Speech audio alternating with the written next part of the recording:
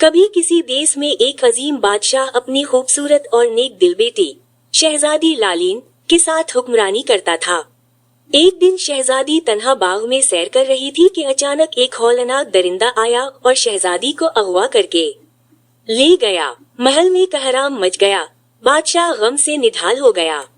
बादशाह ने फौरन ऐलान करवाया कि जो बहादुर शहजादा या जवान शहजादी को दरिंदे के चुंगल से बचाकर लाएगा, उसे शहजादी से शादी और आधी सल्तनत इनाम में दी जाएगी। उसी देश में दो बहादुर भाई अब्बास और अलमीर भी रहते थे। वो शुजात और ईमानदारी में अपनी मिसाल आप थे।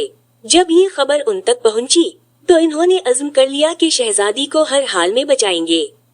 दोनों फौरन बादशाह के दरबार में हाजिर हुए और वादा किया कि वो शहजादी को बाहिफाजत वापस लाएंगे। दोनों भाइयों ने लंबा कठिन सफर शुरू किया। वो घने जंगलात, बुलंद पहाड़ों और शोर मचाते दरियाओं को अबूर करते गए। हर खतरे को वो अपनी बहादुरी और भाईचारे से शिकस्त देते रहे। आखिरकार वो इस पहाड़ी तक पहुँचे जहाँ दरिंदा शहजादी को कैद किए हुए था।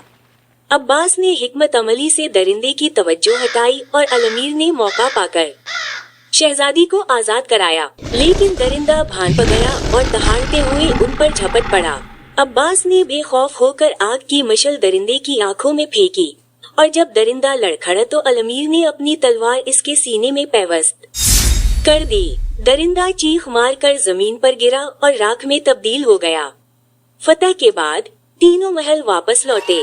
बादशाह ने अपने वादे के मुताबिक अब्बास को शहजादी की शादी की पेशकश की, मगर अब्बास ने मुस्कुराते हुए कहा, हुजूर, मेरा दिल मुतमईन है। ये इज्जत मेरे भाई अलमीर को दीजिए, जिसकी जवानी और मोहब्बत इस एजाज की हकदार है।